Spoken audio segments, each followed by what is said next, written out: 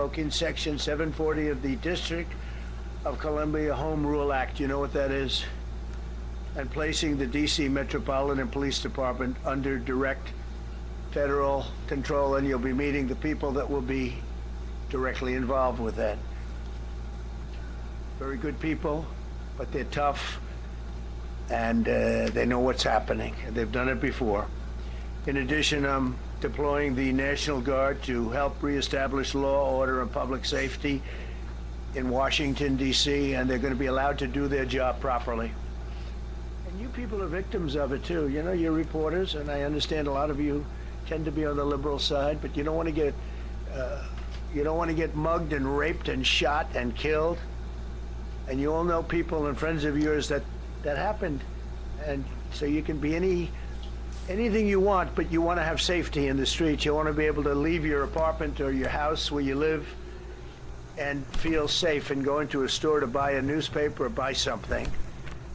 And you don't have that now. The murder rate in Washington today is higher than that of Bogota, Colombia, Mexico City, some of the places that you hear about as being the worst places on earth. Much higher. This is much higher. The number of car thefts has doubled over the past 5 years, and the number of carjackings has more than tripled. Murders in 2023 reached the highest rate probably ever. They say 25 years, but they don't know what that means because it just goes back 25 years. Can't be worse. Our capital city has been overtaken by violent gangs and bloodthirsty criminals, roving mobs of wild youth, drugged out maniacs and homeless people. And we're not going to let it happen anymore. We're not going to take it. Just like we did on our southern border. Nobody comes to our southern border anymore. 3 months in a row, we had zero. I don't know if that's right, but the people that do the work, it's a very liberal group of people, actually, and they actually said zero for the last 3 months. Nobody thought a thing like that was possible. And, you know, when you take a look at numbers, I just saw some charts. These are different cities throughout the world. Red is, okay, the red is a place called Washington, D.C. Look at these. Baghdad we doubled up on Baghdad. Panama City, Brasilia, San Jose, Costa Rica, Bogota, Colombia, heavy drugs. Mexico City, I mentioned, Lima, Peru, all double and triple what they are. So do you want to live in places like that? I don't think so. I don't think so. And I think the people in this room, if you wrote correctly, you'd see, look at the kind of numbers we have. D.C., 41 per 100,000, number one that we can find anywhere in the world. Other cities are pretty bad, but they're not as bad as that. Is that where you want to live? The reporters of the world? Juvenile offenders and crimes against persons, as they say. It's getting worse. Not getting better, it's getting worse. And we had a recent indication. There was a story about a man who was just left. He quit because he was asked to do phony numbers on crime. And we're going to look into that. I think Pam is going to be looking into that. But he was asked by the city, I guess, that we don't want to show the real numbers. Let me do numbers so it looks like it's going down. Not going down.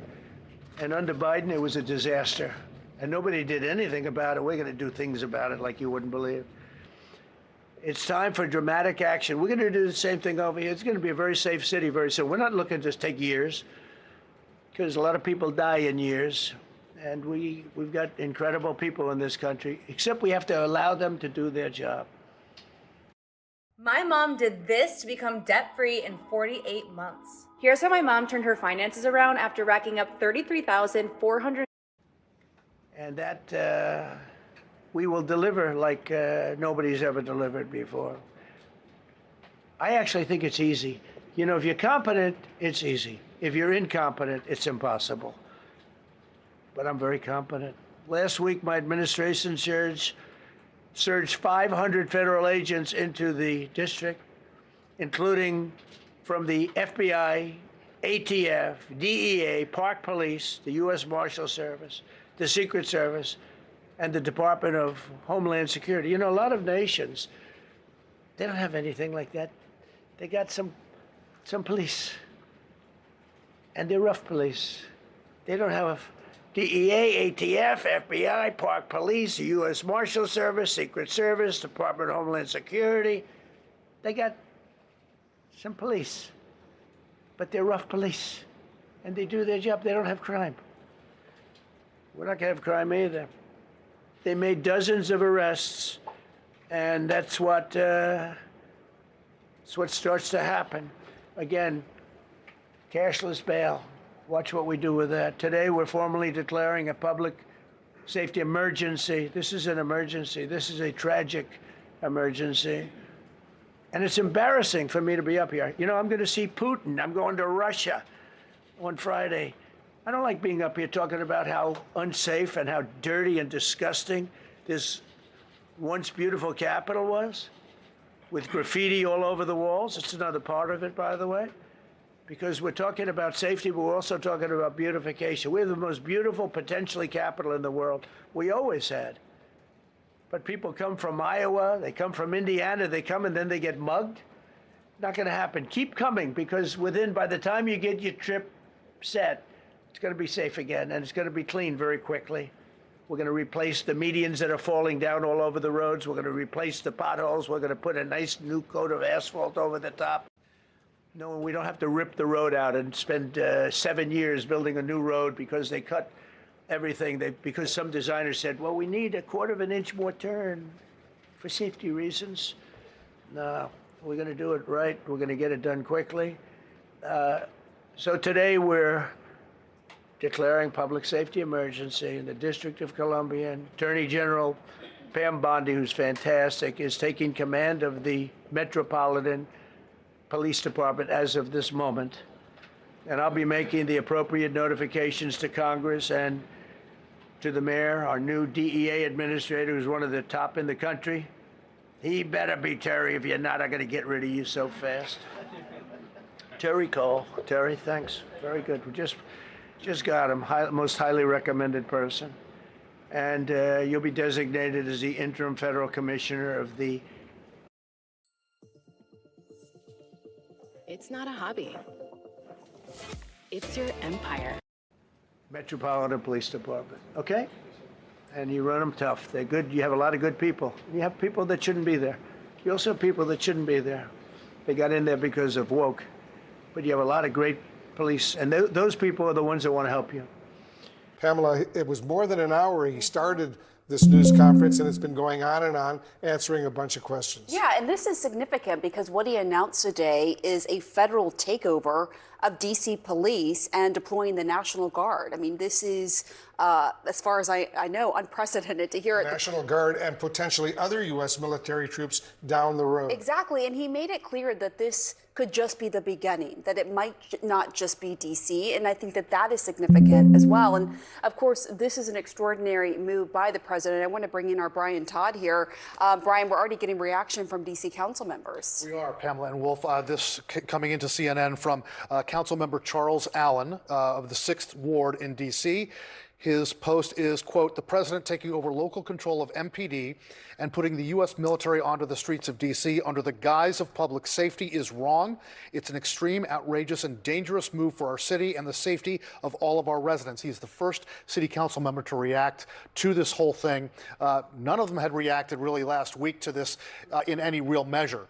This is the first time a city council member has reacted and come out strongly on this. We're also reaching out to Mayor Muriel Bowser's office and the office of the Metropolitan Washington Police Department for their response. We started to reach out to them while this news conference was going on. No word back from them yet. The mayor has been fairly muted in her comments on this. She did speak out yesterday in an interview, but did not openly criticize the president for this.